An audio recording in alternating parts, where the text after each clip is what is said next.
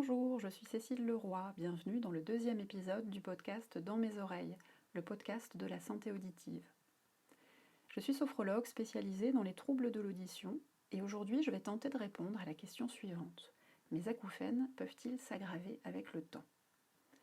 Quelques éléments de définition d'abord, ça me semble important pour qu'on sache de quoi on parle exactement. Qu'est-ce que l'acouphène ? Pour ça, je vais reprendre la dernière définition qui a été élaborée par les équipes de la FREPA et qui date de 2021. Cette définition est la suivante.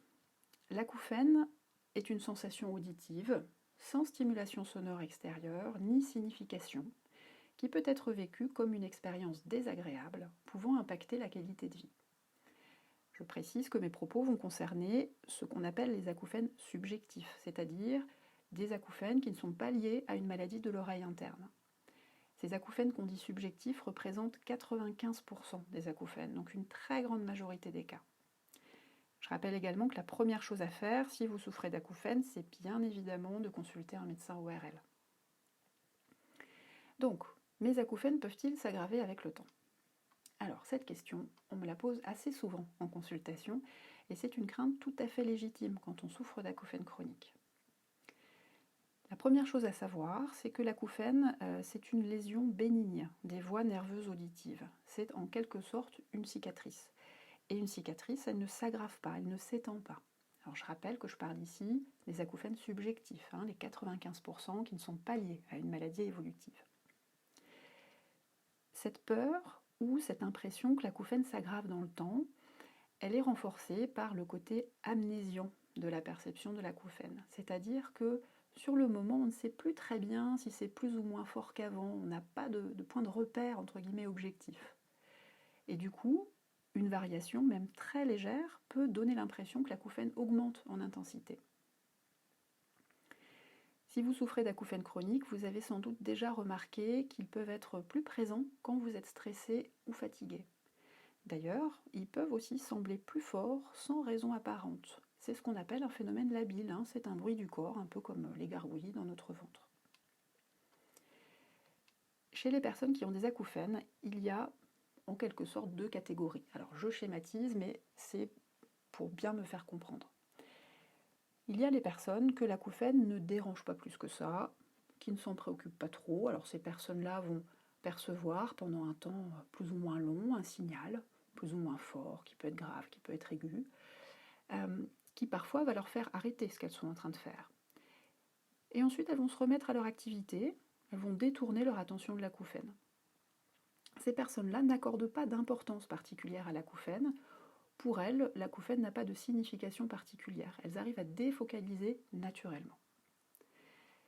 Et puis, il y a les personnes que l'acouphène inquiète. Dès qu'elles ont l'impression que l'acouphène augmente, des pensées automatiques arrivent, du type « je n'aurai plus jamais de silence » ou « je ne pourrai jamais me libérer de l'acouphène ». Et ça va générer encore plus d'anxiété. C'est parce qu'elles sont inquiètes que la perception qu'elles ont de l'acouphène va changer.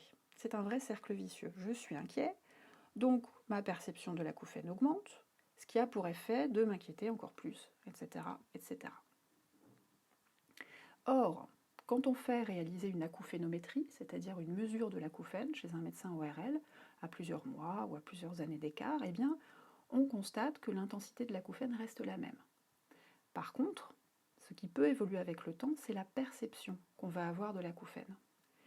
Cette perception, comme on l'a vu, ce n'est pas quelque chose d'objectif, parce que ça va être influencé par l'état émotionnel ou l'état de stress plus ou moins installé dans lequel on se trouve.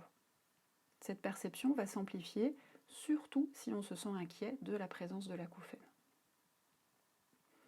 Alors savoir ça, c'est très encourageant. Ça veut dire qu'on peut agir sur la perception de l'acouphène en ayant des outils, des techniques pour réguler son état de stress ou son état émotionnel. Ça peut être le bon moment pour entamer un travail sur soi, sur son rapport aux événements de la vie, à son quotidien, aux autres. Alors certaines personnes choisiront d'aller consulter un psychologue, j'aurai l'occasion d'y revenir dans un prochain podcast, et d'autres préféreront consulter un sophrologue spécialisé dans les troubles de l'audition. Alors si c'est votre souhait, je vous invite à vous rendre sur le site du pôle sophrologie et acouphènes qui regroupe à peu près 200 sophrologues spécialisés dans toute la France et dans certains pays francophones. Alors bien sûr, un accompagnement en psychothérapie ou en sophrologie n'est pas une baguette magique, mais ça va permettre d'aller vers un changement qui est profond et durable. Et surtout, d'être rapidement autonome face aux symptômes. Et ça, c'est très important pour retrouver une bonne qualité de vie. Voilà, j'espère avoir répondu le plus clairement possible à cette première question. C'est pas une question simple. En tout cas, j'ai voulu vous partager un peu de mon expérience en cabinet. La problématique des acouphènes, c'est quelque chose de complexe, dans le sens où ce n'est pas uniquement physiologique. Ça fait aussi intervenir la sphère émotionnelle, la sphère psychologique. Je dis souvent que les acouphènes nous offrent l'opportunité de prendre soin de nous. Pour ne rien rater des futurs épisodes du podcast Dans mes oreilles, vous pouvez vous y abonner sur toutes les bonnes plateformes d'écoute ou me suivre sur les réseaux sociaux. À bientôt!